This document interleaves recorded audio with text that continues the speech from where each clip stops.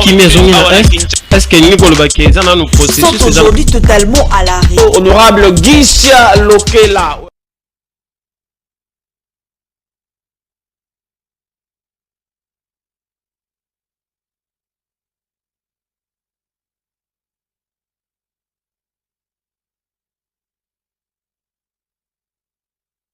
Et remercier Bino pour la confiance que vous avez accordé na biso et Sakola.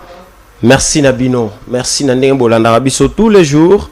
Merci Nandenge Oyo vous pesa biso force, vous avez encouragé biso na ba appel, na ba message et ko sala biso mingi malamu penza. Alors, na pesi merci na équipe o ba accompagner biso équipe ya Yusra Télévision. Lelo yo toa ko sala na Nzuzimba la Dieu merci misapi miadaga daka. Ngai medare longe na PCP merci na équipe Mobimba ya Esakola na moni bongo José Mboulaï 650 na moni designer la plus compétente maman Rachel Kaiba oyo asala mosala na malamu na moni bongo Magloire Kembo l'espiritu prêtre na ndenga mukete na moni pelisusu Jeringala tozali wana équipe Mobimba pona kosala musala malamu ndenge bolingaka yango.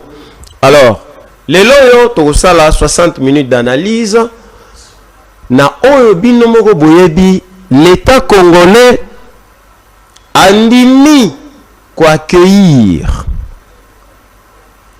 ba réfugiés topé ba toki ko benga bomba réfugiés puis ala quand même propre to bato yo bazali en ordre té na États-Unis baza ba nationalité différente mais bazali koya awa lokola na refuge RDC lokola yebana na hospitalité lokola yebana na générosité RDC endimi koyamba bango yango nde tokosala analyse tout au long ya émission oyo wana toyebi que ba réfugié otoyamba ba uta na bamboka misusu lokola ba Rwanda ba Uganda pe misusu nini ba apporter na République démocratique du Congo wana toyebi que ezali na ba Congolais o ba kima guerre ya Kamona Nsapo na Kasai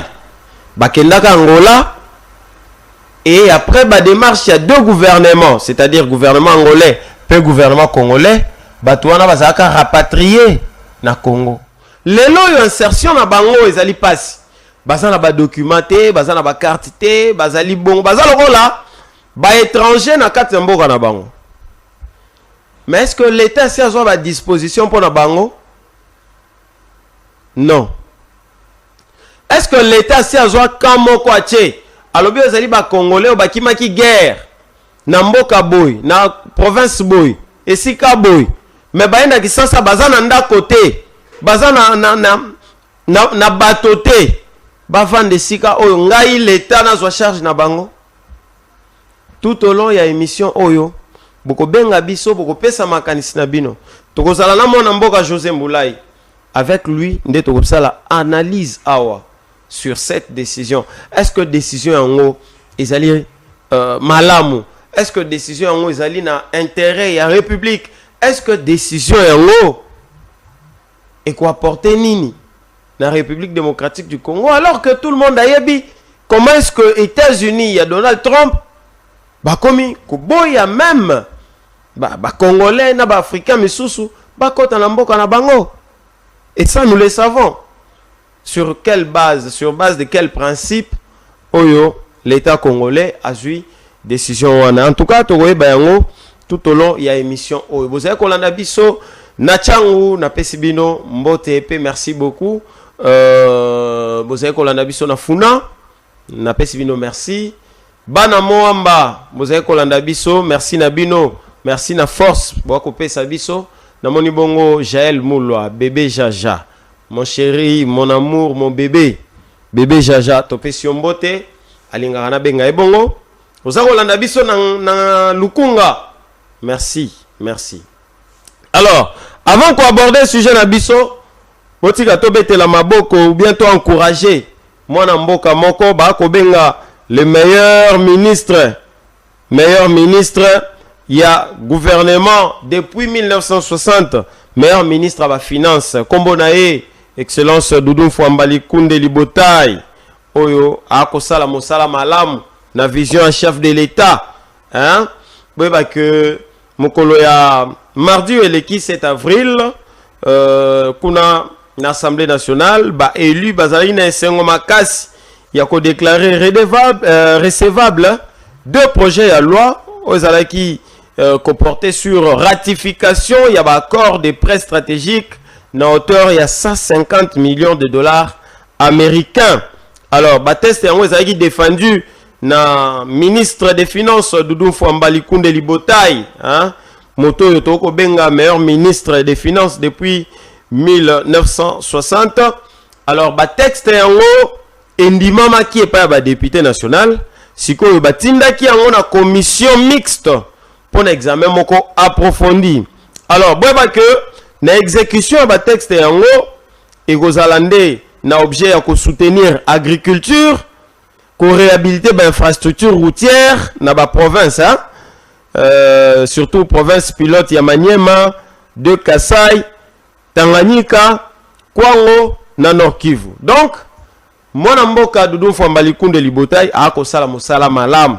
La preuve yango wana andimi komema deux projets ya ba texte pona ko luka ko defambongo 150 millions de dollars pona esalisa na réhabilitation ya ba infrastructure routière na ba province to tangel bino lokwa ba province pilote pe eko s'étendre na ba province mesusu.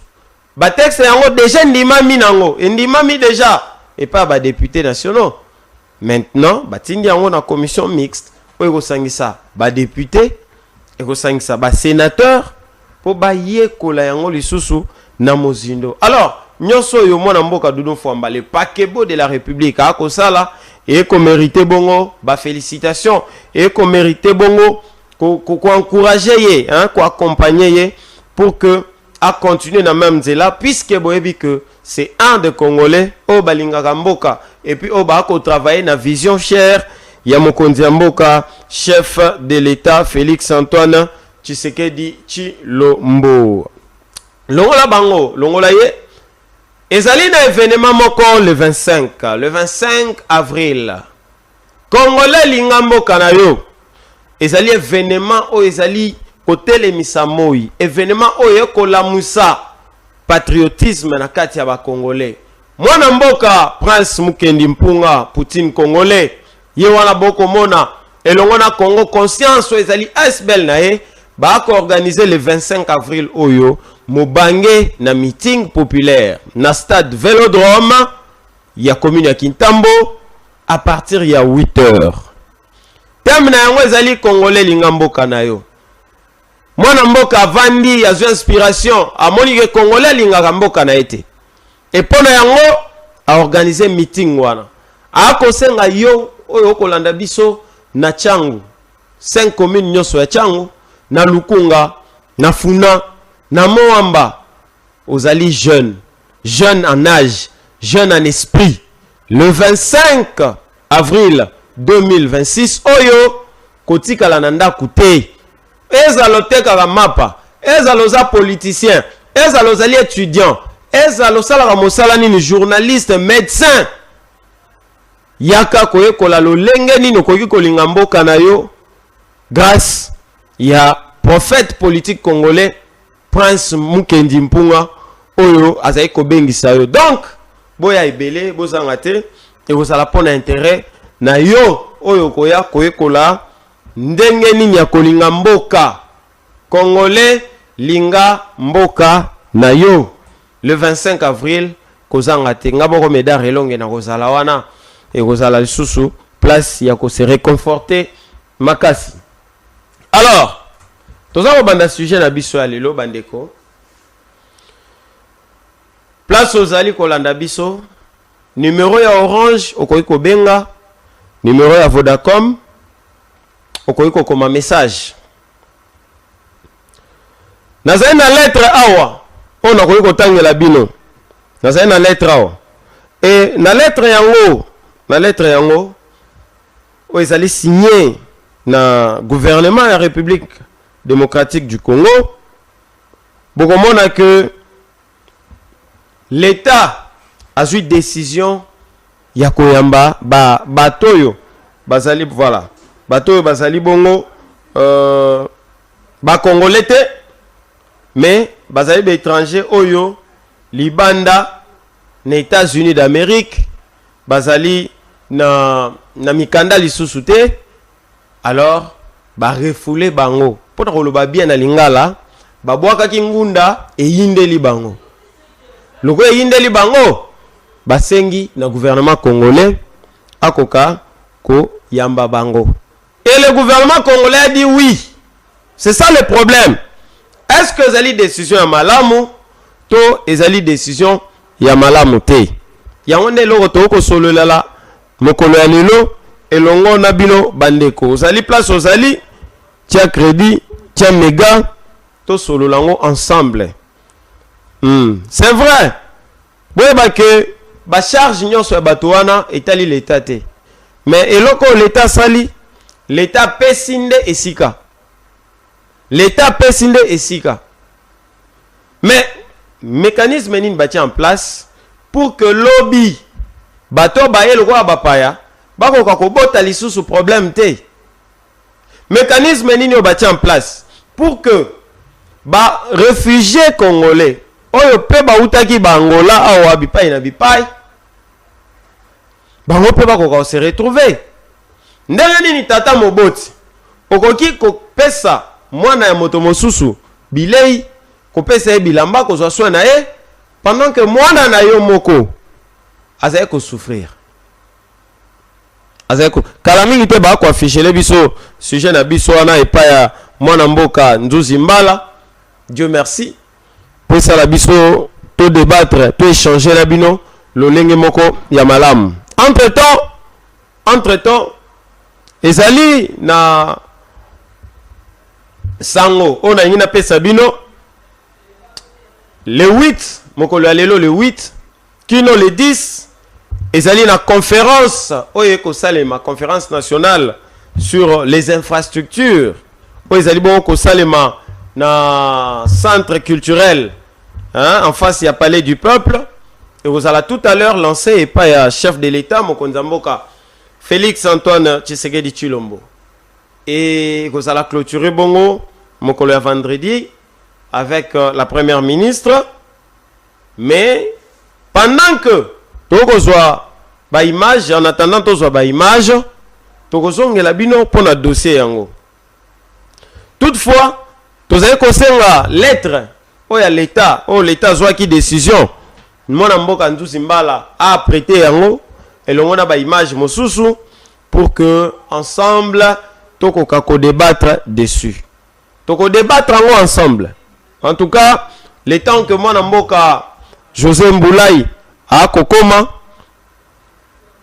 le temps que mwana mboka José Mboulay a kokoma toko solo lango na bino touti koloba que numéro ya Orange vous pouvez appeler avec mais numéro ya Vodacom bokoma kaka ba message bokoma ba message tokolobela likambo yango awa alors tolobaki que avant na koto continuer tolobaki que semaine oyo toko sala tour ya Kinshasa pona ko ramener ba image ya banzela nyonso ya Kinshasa ezali ya kukufa salite ezali ya kotonda na Kinshasa tokoyela bino déjà totindaki ba reporter na biso sur terrain oyo ba ko sala mosala wana ya récolte ya ba information et koyawa toko traiter yango et toute une émission toko accorder yango kaka na ba fait wana ba fait des sociétés wana o ezali pour l'intérêt ya mboka Kinshasa capitale ya République démocratique du Congo. Alors bana mboka basi ba komi le temps que ba zwa place le temps que mwana mboka José azwa place tokosenga na mwana mboka Nzuzi Mbala atia biso quelque chose le temps que toyambaye et le temps que tokoka ko aborder sujet na biso. Donc dès que vous allez koloba kalamingité beaucoup monde José Mboulaye avec qui nous allons débattre sur ce sujet pour na koluka ko apporter pierre d'édifice na o l'état kosala. Rappelez-vous que Congo ezali mboka na yo, ezali mboka na nga, ezali mboka ya Magloire Kembo, ezali mboka ya honorable Gisha Lokela, ezali mboka ya José Mboulaye, ezali pe mboka ya mwana mboka Félix Antoine Tshisekedi Tshilombo. Alors, s'il vous plaît, mwana mboka Nzuzi Mbala, mettez-nous quelque chose, nous allons souffler un peu en attendant José Mboulaye à côté na plateau.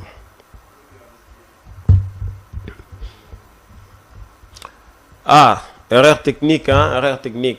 Les temps va afficher les bisous sujets, tout solo là, sur ces sujets aussi importants. Est-ce que l'État sali malamu, kondima koyamba bapaya, au bako États-Unis, to asali mabe. Soki asali mabe, to asali malamu, il faut qu'on appuyer. Benga biso na numéro ya Orange, tout ça déjà connecté. En attendant, moi, Namboka José Mboulaye, avec qui nous allons analyser cette décision. Et puis, tu retiens la nos décisions à la télévision pour que, à partir de chez vous, l'État a eu comme décision, impact sur la société congolaise. À part, il y a décision sur la République et aux Alanini. Voilà tout simplement ce que nous allons parler aujourd'hui. De quoi comme biso? Bonjour. Bono bela pe passe ya mai awa na commune ya Ngalema. Mikolo nyonso mai ezobimate depuis 2 mois. Merci beaucoup ndeko. Tomoni komi kombote toko lobela yango. Il y a une émission toko organisée juste pour ça. Passe ya mai. Alors que la régie des eaux existe, alors que les DG, les directeurs généraux et ses services, Bazali, bien rémunérés, bien pris en charge par les contribuables, mais Banamboka Bako Zanga Mai, na courant. Tokozonge la yango, Tokofan de la yango awa. Tokofan de la yango, ne vous inquiétez pas. Ne vous inquiétez pas, Tokofan de la yango. Mais pour aujourd'hui, vous permettre Bisso, Tolobela, décision. Oyo, l'État congolais a eu. Décision l'État congolais a eu.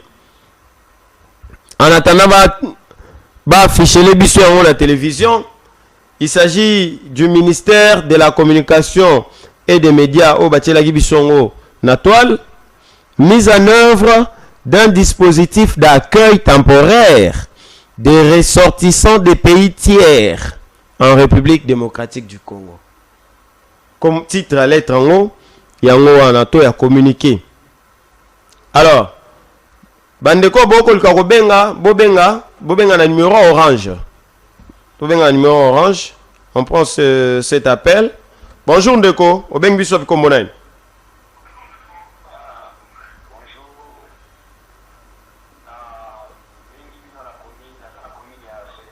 Oui. Papa Simeon Kunana, toko landao. Ok, Kunanto. Merci beaucoup. Naosi Koyoka communiqué par rapport au chef de l'État Ninga Zoya Mbapaya. So a TV. Mabete, tout ce que Nango Zelo Kamalam. Les comme en tout cas, tous en Simanaï, toujours accompagné par rapport à Moussala Makasa de Sala. Souci Nabi Zali, Atenge Liboso, et puis nous sommes au Bango Bazo Bungisa, Nankuko, Biso Yebite, et Zalakata Malam Kona Kuluka, pour te soutenir en Cannabis. Merci beaucoup. Bon, au Kanisi Boni Pona ba Congolais, au Bakima Kasai, Bakenda Angola, Bazonga Kisasa, Bana Kisasa, mais Bazana Sika Kovandate. L'État quoi ça les logotés? Non, Bazana de Konabiso. baza bandeko na biso chef de l'état alukela bango solution baza bandeko na biso baza na mboka na bango bakoki kozala bafaser te tolukela bango solution de sorte que chef de l'état alukela bango solution de sorte que bazala pe na loi moko ya bien référence ya bien bazala pe na kimia na mboka na bango. Très bien, très bien. Merci Papa Kunanto depuis Selembao. Merci. Merci Papa Kunanto. Ndenge na annonçaki yango na ozalanga moko te na ozala bongo na mwana mboka José Mboulay auti bongo kokota. Est-ce que Nduzi Mbala transition tokoki kozwa te?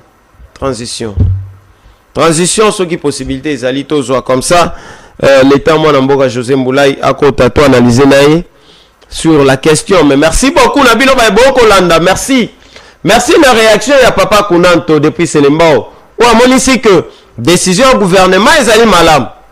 Ezali malam. Bon, ils ont toujours malam quand même paya. C'est toujours bien. Mais est-ce que ba conséquence ezali te? Nasima ko yamba paya parce que bazali ba nationalité ebele, diversifiée.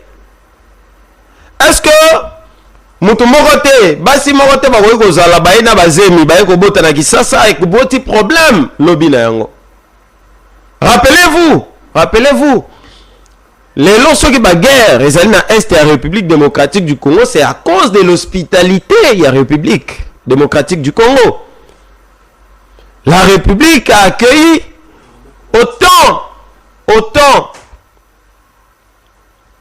Mais, hospitalité nae, et ça là mabe, hospitalité nae, lelo, et ça, kobundisae. Tous on a calamité, tous on a nos,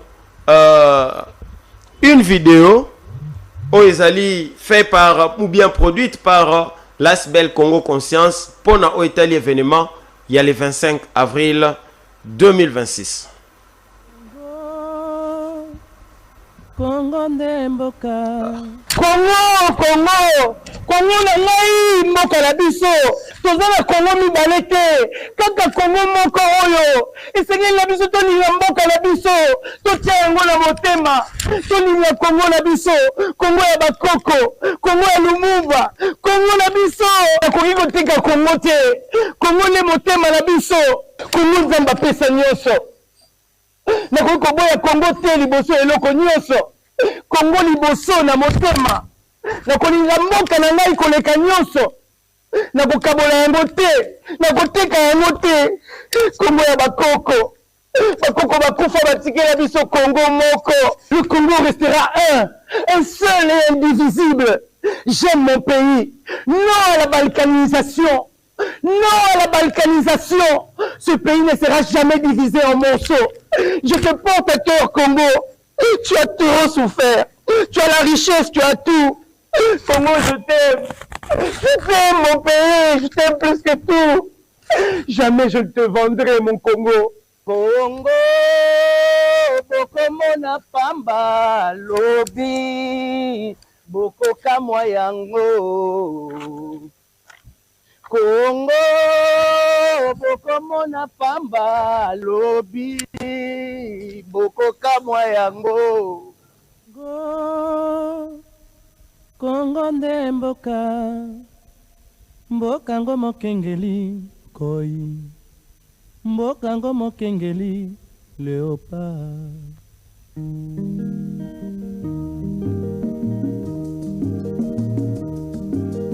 Mikolo tosekanaki na mosolo ya mboka Congo ekoki. Tofungwani misolelo tomoni bozoba nyonso tosali po ya kobongisa Congo avenir. Ebongi tosala moto nyonso ata mwana toteki Congo. Congo ya bwanya kasa ya mbila Congo ya makasi moto ya nko yebango Congo ekokabona biteni te pe kotekama te okokabona bana ya ngai te bakozala bomoko. Congo nde mboka ngo mokengeli koi. Mboka ngo mokengeli léopard. Mbote mwana mboka. Mbote na yo mwana mboka. Toyepa na yo poza patriote. ndenge olobaka baninga nyonso esi basinye po toteka Congo etikali kaka yo pila boke tuba tia bito bima champion papa barke na kanange nyataka signature Congo abu pia toteki Congo topanzani tokei bande des opportunistes obengi patriote nazali patriote nakoki koteka mboka na ngai te Congo ezali gâteau te ezali pizza te ekoki kokabwana te ngai na koteka mboka te oh papa okokufa pauvre kangelanda bwala yayi nandimi nakufa pauvre mais Congo ekokabwana biteni te mpe ekotekama te oyo mwana mboka merci mama Congo Congo ekokabwana biteni te olobi yango mpe ekotekama te koloba na olufundu kokende eza mabe te bongo place ya peuple bino bato bolingaki kokabola mpe koteka opportuniste okanisaki peuple bato nyonso meba conscience Congo ekokabwana biteni te mpe tokoteka yango te tokabola pwani toteka pwani totika Congo mpona bakongole papa yoka mwana mboka prince wikendi ya Congo conscience abengisi biso mpe koyoka ye mpona kolingo ya Congo le 27 avril oyo na 7 Vélodrome oyo ya Kitambo na ngonga ya 10h yango mwana mboka prince mokenzi alobi boye yaka oyoka ndenge nini balingaka Congo oyo kozanga azandoki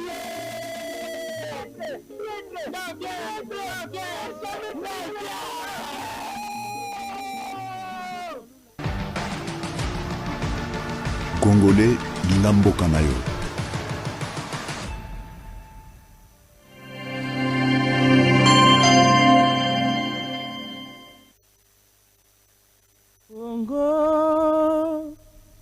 Congo nde mboka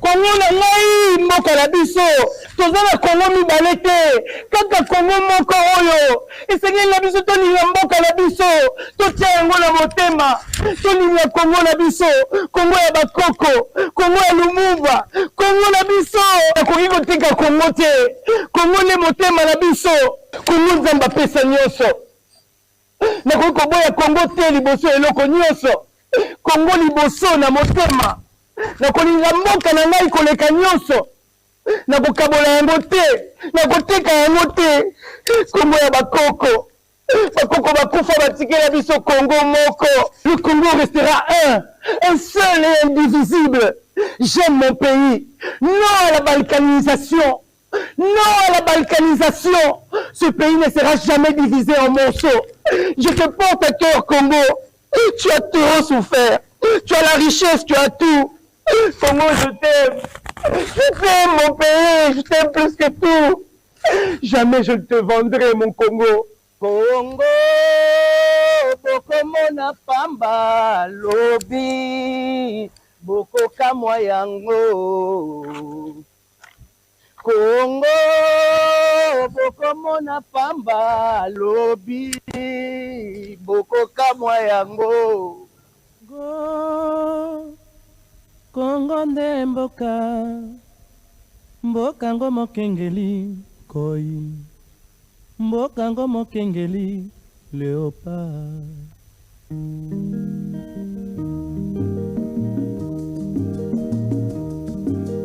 mikolo tosekanaki na mosolo ya mboka Congo ekoki tofungwani misolelo tomoni bozoba nyonso tosali boya kobongisa Congo avenir ebongi tosala moto nyonso ata mwana toteki Congo Congo ya bwanya kasa ya mbila Congo ya makasi moto ya nko yeba yango Congo ekokabona biteni na biteni te mpe ekotekama te okokabona bana ya ngai te bakozala bomoko Congo nde mboka ngo mokengeli koi mboka ngo mokengeli léopard mbote mwana mboka mbote na yo mwana mboka toyepa na yo poza patriote ndenge olobaka baninga nyonso esi basinye po toteka Congo etikali kaka yo pila boke tuba tia bito bima champion papa Balke na Kanange. Nyataka signature Congo Abou. Pia. Côté qui Congo to pandani to kei. Bande des opportunistes. Obéi patriote. Nazali patriote na koko teka mboka na ngai te. Congo ezali gâteau te, ezali pizza te. Et koko kabona te ngala ko teka mboka te. Oh papa. Oko kufa pauvre tangela ndabola yayi. Nandimi na kufa pauvre.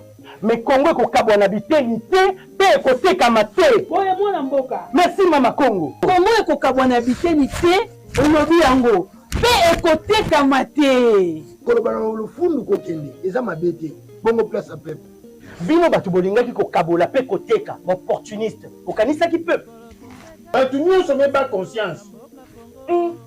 Congo eko kabona biteni te, pe tokoteka yango te. To kabola pwani. To teka pwani. Pwani. To tika Congo, pona ba Congo. Pona ba Congolais papa. Congolais, yoka, mwana mboka, presse weekend, ya Congo conscience. Abengi biso to ekoyoka yekola politiko ya Congo, le 27 avril oyo, na cette Vélodrome oyo ya Kitambo. Nandonga ya Bien, merci beaucoup, mon amboka Nzuzi Mbala. Hein, Dieu merci. Merci beaucoup. On est allé bongo. Ils allaient appel à la conscience générale. Ils allaient conscientisation. Mon amboka. Bon, moni na image. Bato moni balé ba côté kamboka. Mais baté kamboka ndenge nini. Tango ndimi ko zo mosolo ya ba étranger pour na ko nuire na mboka na yo. Et wana ezali ko linga mboka te. Alors, Congo Conscience, Oezali Aisbel, ya mwana mboka, prophète politique congolais, Prince Mukendi Poutine, Bazui Kanisi, Bazui Otoko Benga, inspiration pour le côté ya Congolais à Lingamboka nae. Et donc, mwana Congo, et si kanyo sozali, atozali na Brazzaville, futana nukano yaka, yako yoka mateya. Ozali na 4 districts à Kinshasa, Ozakutu, atana, hein? Ozali na raison mon côté ya kotika la nandako. Sala nyonso le 25 oyo, oya na stade Vélodrome, oya koyoka message ya patriotisme. Oyo uta Congo central, oyo uta Sankuru, oyo uta partout.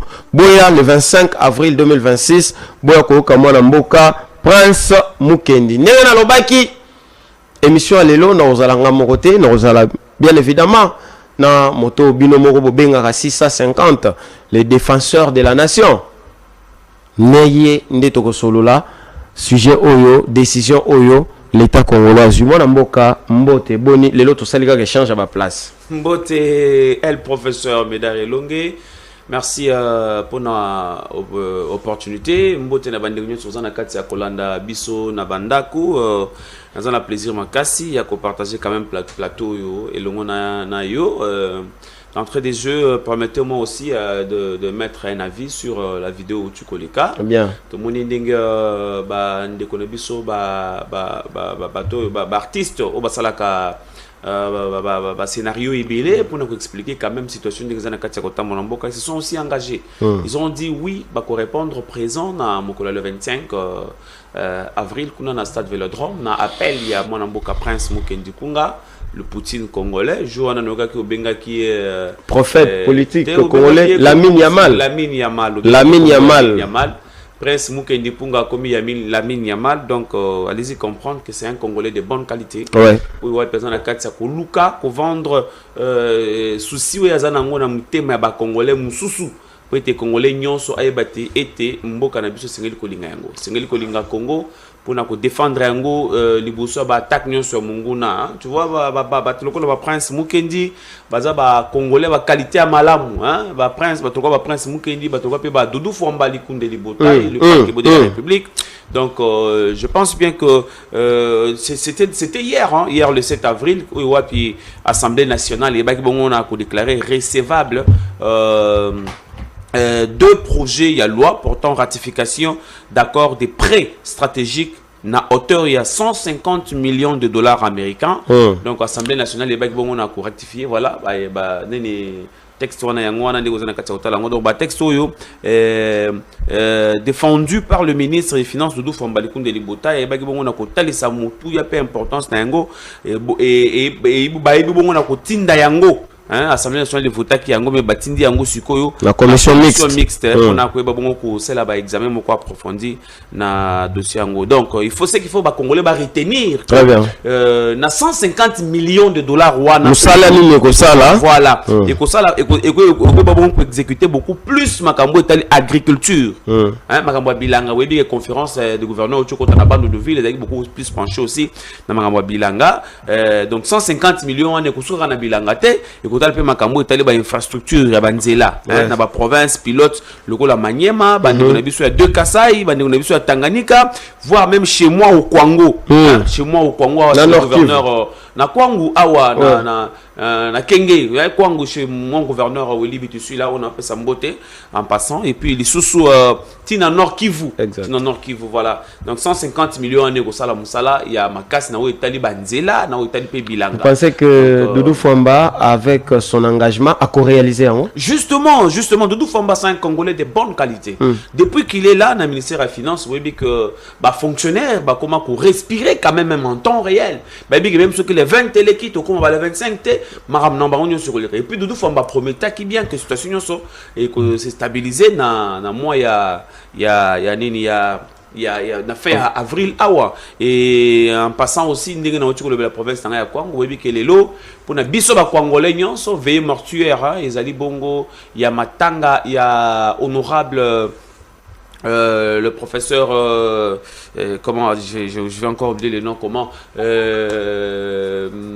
le professeur Autego Koufa c'est un député provincial il y a Kwango mortuaire et kozala lelo na Ave Maria Ndibiska programme nyonso et kosalema professeur Nzokatu voilà le professeur Nzokatu Denis Nzokatu veille mortuaire na ye kosalema bongo lelo na Ave Maria biso to kozala wana et puis lobby programme ya enterrement na ye et que bongo na kopesa ma na butu pour la sisa maloba na ngai mwana boka médaille lokola nazana kati ya lobelaka toujours province na ngai ya Kwango boyebi ke mission à pacification oyo Eliezer Tambwe ministre délégué na défense oyo ayeba bongo na ko organiser pona ko yeba bongo ko terre makele ba mobondo na province na ngai ya Kwango pas plus longtemps que hier délégation ba notable congolais bayaki ko remercier le ministre délégué Mwana Mboka Eliezer Tambwe bayaki ko remercier Asali Makasi Musala Makasi asali na secteur na grand bandundu lelo yo mobondo comme ko appartenir na passé bon mobondo comme ko appartenir na passé zali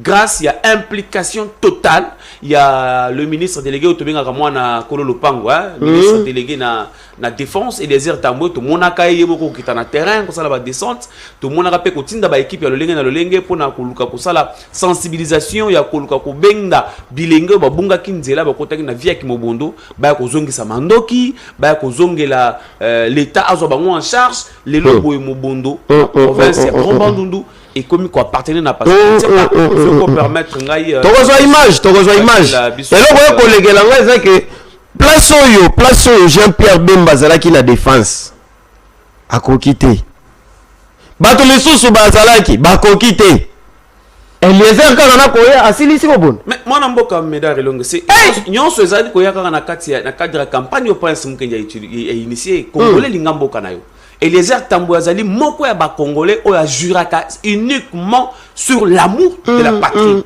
Eliezer Tambwe azali muto a défendaka mboka na ye depuis azala journaliste ça c'est vrai comme député awolela ba poste c'était asala makele était pour ba nommer mais chef de l'État tali bolingo ya mboka o ezala na kati ya Eliezer Tambwe alobi que non voici cette fois-ci je vais essayer avec Eliezer Tambwe apprécier tout le monde ba résultat mobondo za ko appartenir na passé na moi Tambwe ya oyo Eliezer Tambwe en tout cas ministère il y a ancien combattant donc kaka ndenge balobaka nzoto moke bokonote oui félicitations à Mwana Mboka Eliezer Tambwe félicitations d'avoir remis la paix dans la province wana. En tout cas félicitations. Je sais pas si on peut permettre. En tout cas Mwana Mboka soki vidéo ezali tie la biso na vidéo wana to landa et puis ton commentaire on a sima avant que to zonge la sujet na biso.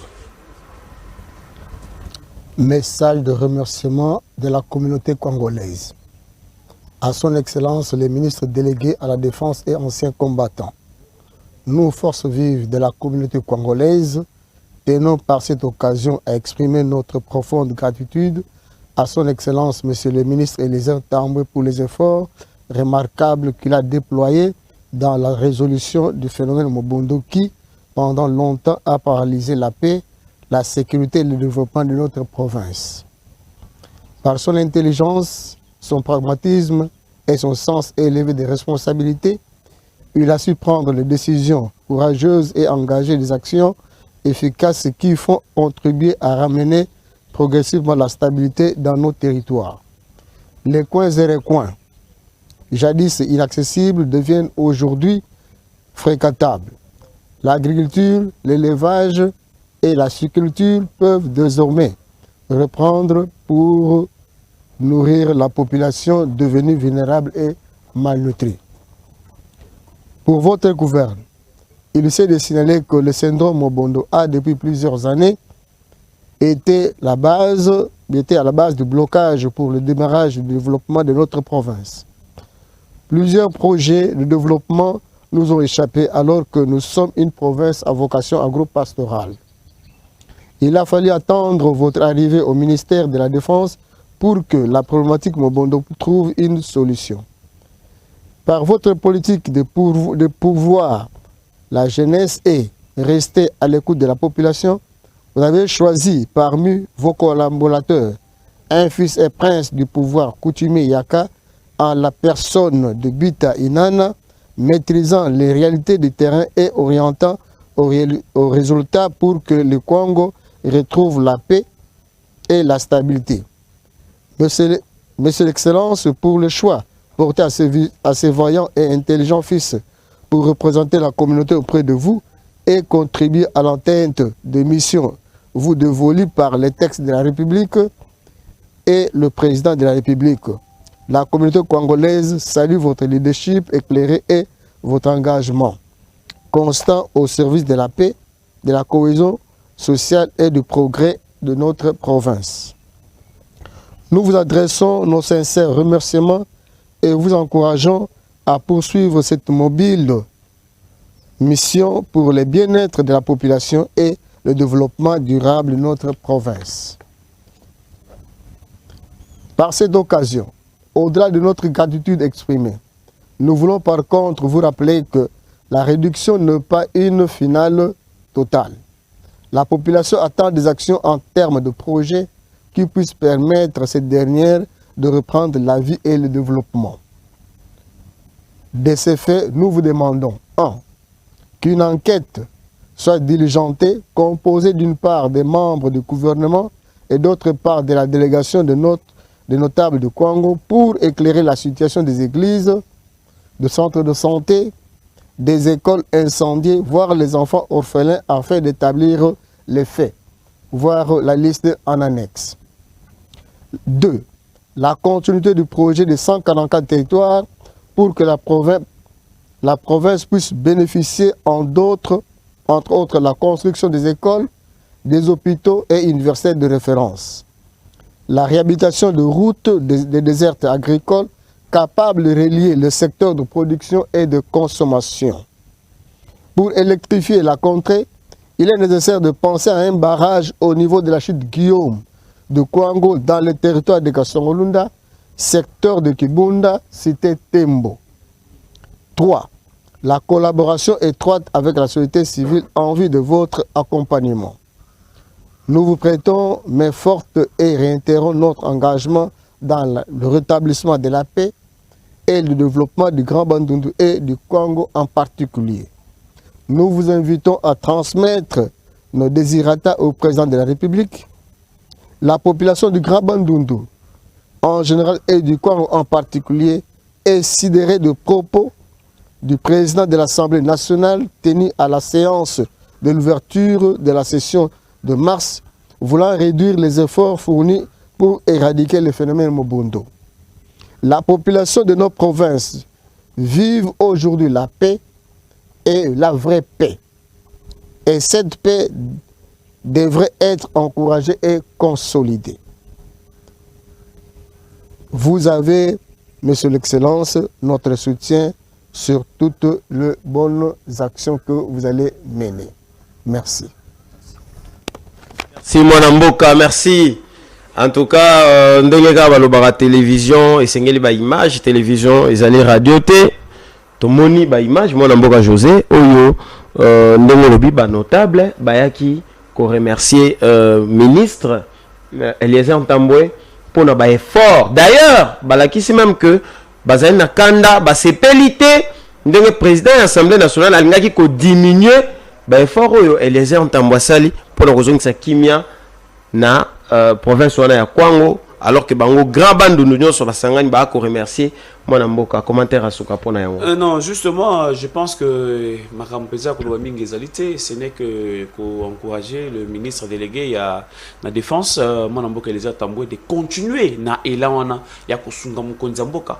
Biso on a besoin ba ministre ya boye bato bazana bolingo ya Mboka. Hein? Ba Congolais balingi Mboka na bango. O balingi mosolo Mboka te. Ba ko continuer ko yango na monaka ba Eliezer Ntambwe na kati ya parti politique na ye balobelaka beaucoup plus le pouvoir de l'amour que l'amour du pouvoir. Okay. Donc il y a une partie na ye alobelaka beaucoup plus le pouvoir de l'amour. Le pouvoir de l'amour et non l'amour du pouvoir. Donc il y a azalaka beaucoup plus makasi bokasi ya bolingo. Donc c'est un peu ça. Eliezer Ntambwe, c'est un Congolais de bonne qualité. Très bien. Alingi Mboka na ye yango accompagner chef de l'État na ba domaine nyonso na ba makam nyonso esengi na ba mission nyonso mokonzi Mboka zana kati ya kopesa ye. Très bien, félicitations na Mwana Mboka Eliezer Ntambwe. Hein, yozali exemple pour na ba Congolais belé, yozali Congolais de très bonne qualité. En tout cas, félicitations et toujours aux côtés du chef, toujours ko souhaiter yo beaucoup de bonnes choses. Alors, to continue à sujet na biso.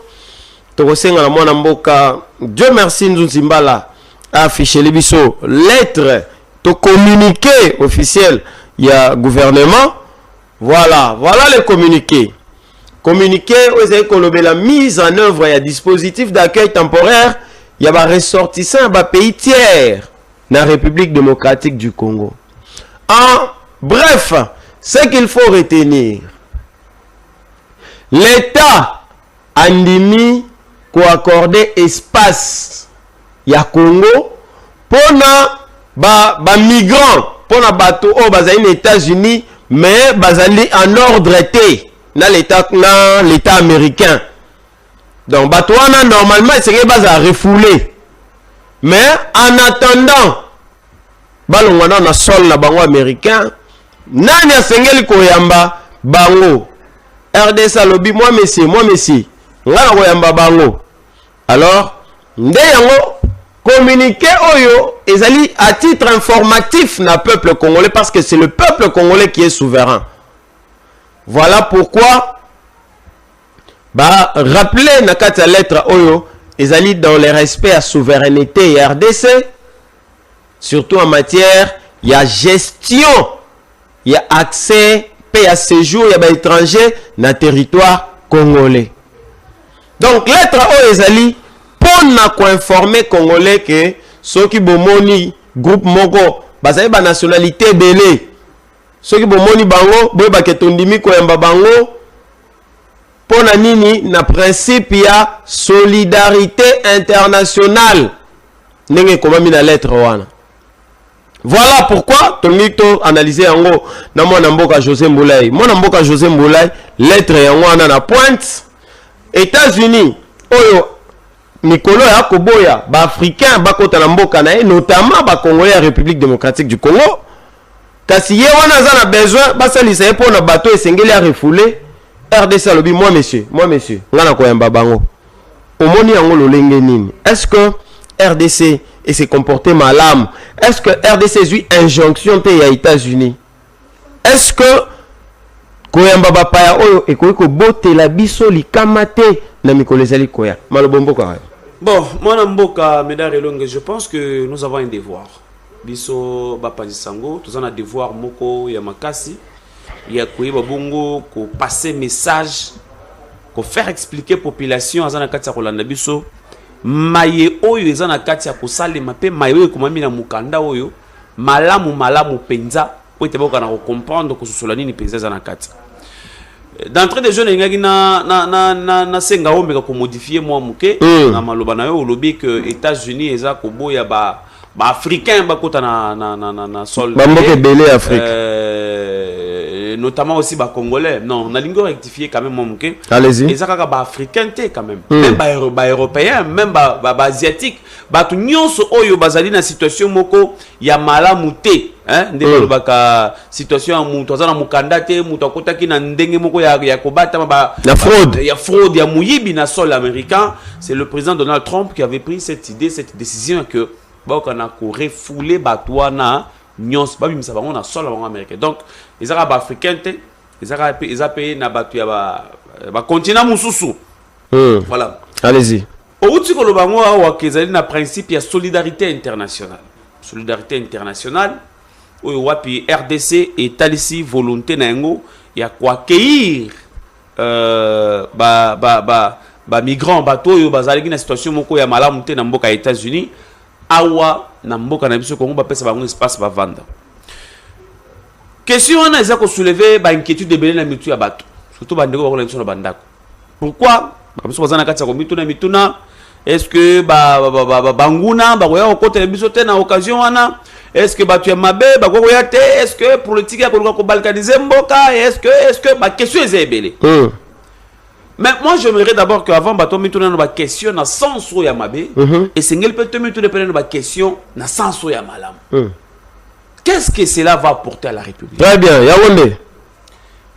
Ce qui otangi mukanda wana malam, je pense bien quatrième paragraphe. Quatrième paragraphe ya mukanda na bakomi boy. Le gouvernement précise que la prise en charge logistique et technique du dispositif sera assurée par le gouvernement américain à travers des structures spécialisées dans le mouvement je crois, quatrième paragraphe, le gouvernement souligne que ce séjour n'a pas de vocation à se transformer en mécanisme d'installation durable. Les dispositions nécessaires.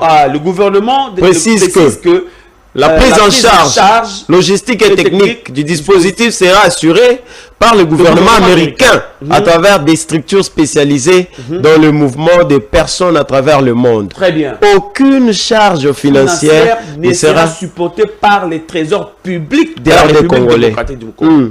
Donc c'est un élément très important. Au Wapi, Congolais, il ne faut pas s'inquiéter. Baba ko mituna ke no batu wana tango bakoya gouvernement ko loger bango wapi est-ce que batu mande ko na biso bengana ke na paka juma bazangi be bandako ya kolala de lobo e ba yamba paya gouvernement ko pesa bango biska kolala ndenge nini non je pense que paragraphe faut les clair. Mais justement si na polele que c'est le gouvernement américain nda kozwa charge nda kozwa ba dispositif nda kozwa ba précaution nyonso pona batu ouya zo batinda na RDC Babela prise en charge na c'est le gouvernement américain Bilamba c'est le gouvernement américain ouais tout ça ouya bango et vous avez gouvernement américain nda kozo bango en charge. Ce que la République a fait simplement oyo RDC sali quand on a cadre de solidarité internationale de Ngotchou Koloba accorder espace. Mais c'est ça justement c'est ça le problème moi Namboka José les gens ba congolais ba kimaki guerre ya comme on a ça pour ba kenda ka Angola et pendant que tu as balongwa Kasai, mingi ba se retrouver na Kisasa. Mais c'est vrai, pour baya awa et c'est ngaki gouvernement congolais pe gouvernement angolais ba yokana. Mais tant ou baye na Kisasa. Pourquoi l'État a besoin quitter espace a pesi bana oyaye bovanda awa lokwa bana bande côté lokola boabwe pour ne pesa ki bango te mais aweleli kozwa ya ba étranger a pesa bango espace. Non moi na mboka mela na zonga lisusu et le faut ko expliquer ba congolais ba comprendre malamu. Allez-y papa. Ko accorder espace ezali synonyme ya ko tcha ba moyen logistique te. Lelo e bande na biso so ba utaki bazaki refoulé na Angola tout ça là siko ezali na charge to responsabilité ya mboka na biso Congo. C'est le trésor public ya mboka na biso nde sengele disposer mon solo et tongela bande ko wana bandaku et pona d'abord esika ko loger bango et tongeli bango bandaku et tche bango na ba condition o esengeli C'est-à-dire, ils allaient dans coup peser sur finance et République démocratique du Congo, sur trésor public et Mboka Nabiso Congo. Parce que vous avez des compatriotes congolais, vous avez des Nabiso. Sur ce point-là, le gouvernement Nabiso est faillir na devoir na yango envers citoyen naïe. Très bien. Très bien. Et faillir na devoir naïe en tant que l'État, a faillir na devoir naïe envers citoyen naïe. Mais ici là, vous voyez que Mboka Nabiso ils allaient ramunene. Très bien. Très vaste. Très vaste. Ce qui net bandeko bazako ya wana. Nani gouverneur, peut-être prenons l'exemple gouverneur ya Kwango. A tomboli Moussapelo, chef de l'État et pas dans ma beleza monene. Topé sabango atamwa autant d'hectares.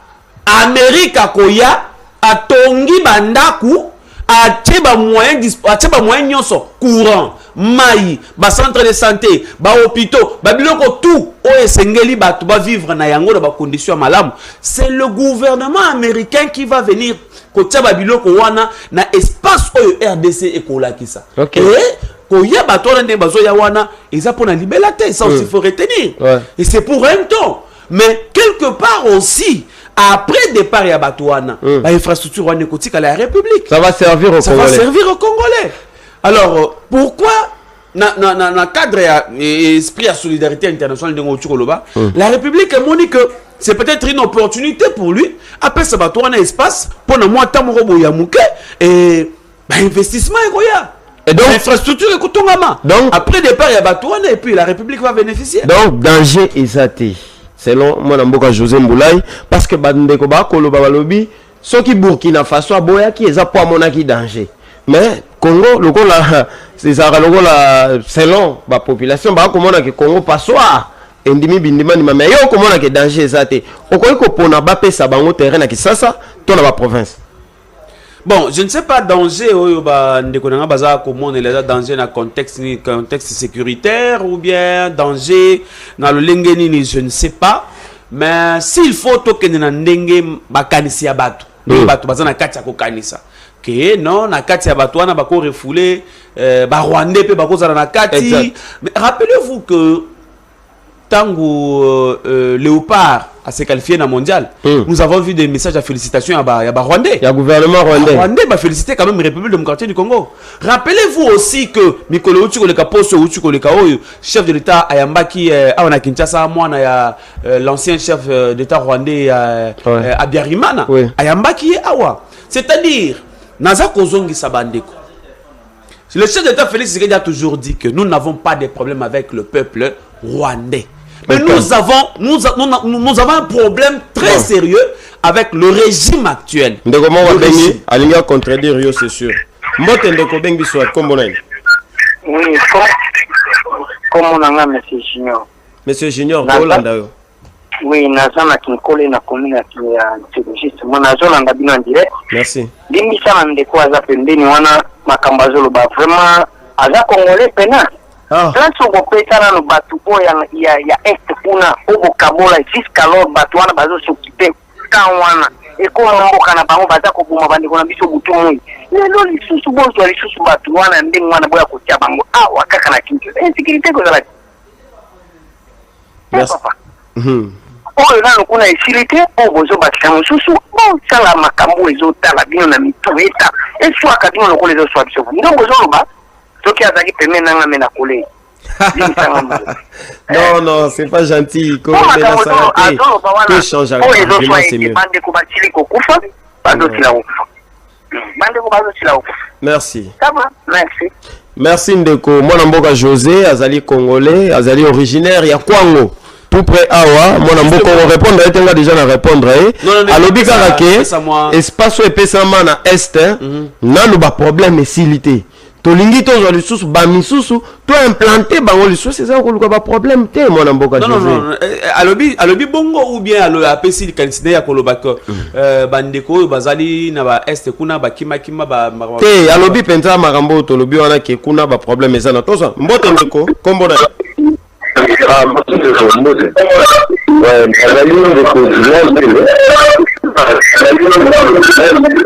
sono ya TV poto ko bien.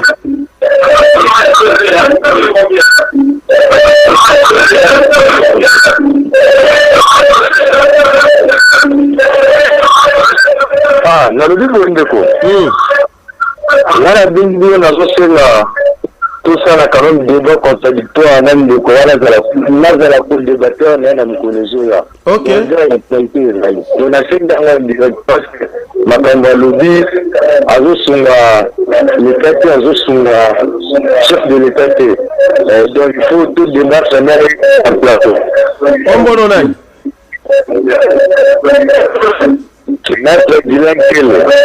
Maître Guilain Kele. On va dire ça après émission, t'as fixé au jour. Ok, d'accord, merci. Merci. Ah, mon amboka José Alouki Makam. Non, je pense que je peux profiter directement pour rebondir. À comprendre Maître Guilain. Maître Guilain. Guilain Kele. Maître Guilain, Nandekwa Namsuba Ota Kobenga. Va comprendre sens ya analyse na ngaite. Nasali réflexion moko zali simple. Nasali réflexion. Quand on est sur la télévision, mbote ndeko comme on a no bengi biso makanisi na yo. Kombo na ngande c'est pas mukulu là. Wa. Ibe na saboni. Ndeko na ngai na lingina yeba ndeko José wana aza koloni. On a nini wana za tribalisme to nini? Toza ba congolais biso nyonso. Allez-y. Ok, ça va, d'accord. Du coup, tout le monde va omoni quoi biso la congolais. Soki na zana kuya moko na zo mwa 10 points, so na za kuya moko na zo mwa 10 points. Na konda na donc pour côté la bateau na kamunions. Donc limpote mboka tanto za mukon. Et tamboka to tambola, a tozo ya mwa 10 points na kuya mutu boye na kuya gouvernement. Mais ko lo makambo so bate makambo autorité kenon. Pesa makanisi na yo mwana mboka, pesa makanisi na yo omoni makambo ndeko eza boye yebi tande ko José makambo wana batikango akeno yebi sa mokonza tinda ye palo makambo wana biso ba congolais to boyango. Merci tous appel mususu mbote ndeko beng biso wapi? Oui, bonjour. Oui, obeng biso wapi kombo nani makanisi na yo? Tozana mokali. Oui, tozana mokali. En canción de Kwazo Bimisawa et de Marantia Mabé. Oh. Mais elle vous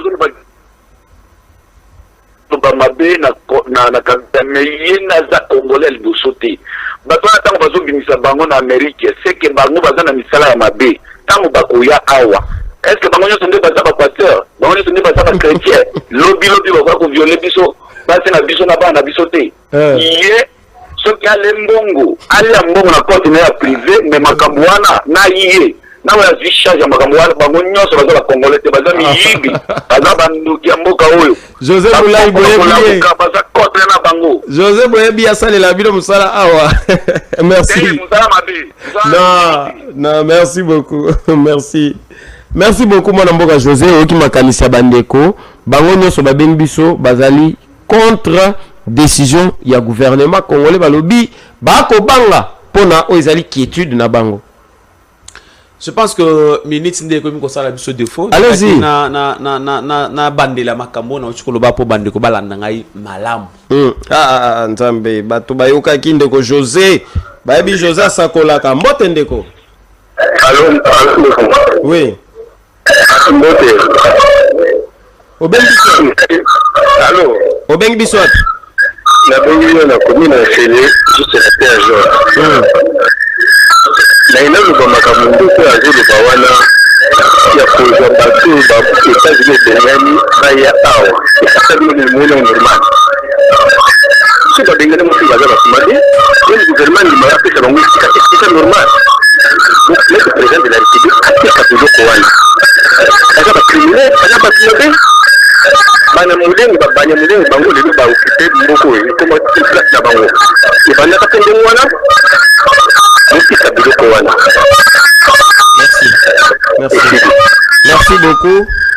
Merci beaucoup ndenge mwana mboka José Alobi tokomi na suka totika na minute muke tokozwa lisusu appel te mwana mboka José malobe pa wayo et puis tosukisa émission. Non, je pense que nous allons vraiment attendre ya ko rebondir pensate parce que ba komi mucha biso de la pression qu'on a pour la minute. Ouais. Mais là on a aussi na bande ko ba comprendre ezali boye. Na ibandeli meda elonga tangeli bino paragraphe na communiquer wana. na principe ya collaboration internationale, na principe ya solidarité internationale. République démocratique du Congo et Monique Esengeli epesa kaka espace na bandeko oyo ba kolongwa na États-Unis en attendant bazongisa bango na bamboka na bango. C'est esika to bandeko sala ba analyse ya kolobaka RDC eko bénéficier na nini na mouvement na zana kati ya kosalema. Do bandeko Esengeli ba meko kosala nuance place wana. Très bien. Esengeli ba comprendre RDC ko bénéficier na nini et puis tout à côté danger parce que côté danger on a la précaution na nyonso. Je ne pense pas que l'État congolais ou yabiso akokozala zobati na niveau wana. Je ne pense pas. Ce que l'État congolais na biso ndimi a lobby que tropé ça espace, c'est-à-dire ba kozoba ba disposition nyonso nécessaire na otali sur le plan sécuritaire. Très bien. Ba kozoba disposition nyonso. Très bien. Mais si ko faut biso peuple total paix côté si ko avantage ezali penini. Avantage ndo la kisagiawa ba infrastructure et otika la pona peuple congolais. Biso ba congolais to bénéficier na ngo. Très bien. Total ka côté mabete que non bato na soki ba yeba ko sala ndenge ba nyamulenge ba ko sala ba bato mabe non. Merci. On aura le temps je pense. Demain ou jeudi. Demain ou après. Bana mboka bino nyonso bolandi biso. Merci mingi na ndenge bolandi biso. Rendez-vous ezali déjà pris. Tokoyamba Maître Guilain Kele face à José Mboulaye. Le rendez-vous est pris. Et puis on fixe à jour. Si c'est pas demain, ça sera jeudi. Tokoyamba José Mboulaye face à Maître Guilain Kele. Na lobby on a télévision. Demain c'est déjà jeudi. Demain ça sera déjà jeudi. C'est bon. Donc ce qui lobby jeudi et vous allez vendredi, tokozala awa pour le même sujet. En tout cas, il faut to fongola la zone d'ombre pour nous ça peuple congolais. Merci na équipe Mobima. D'abord merci na yo José Moulaye ndenge makanisi na yo moni chauffé peuple congolais et ça la sous bakisa sous davantage. Merci na mwana mboka Dieu merci Nzuzi Mbala pour la mosala kitoko. Merci na équipe Mobimba ya Yusra Télévision na moni bongo petit Nangai Davino. Merci beaucoup na Joël Télémelbiso Awa. Merci l'équipe ya Isakola, l'esprit tout prêtre 3 fois prêtre. Merci na la designer la plus compétente de la République. Maman Rachel Kaibana koleka na pale kala mingité. Tokokuta na bongo mikolo ezali koya meda relonge na tombeli bino mokolo malamu. Il a fait salutation spéciale na Pichu d'Angola. Pichu d'Angola wana. Pichu d'Angola. Ouais. Pichu d'Angola awa na bâtiment Yusra justement na réception. Très bien, Pichu d'Angola. Merci beaucoup Ndengola na biso. Tokutani mikolo mizali koya. Pour national 13h passé de 14. Est-ce que Nicolas Bakeza nous processus sont aujourd'hui totalement à l'arrêt. Honorable Guicha Lokela.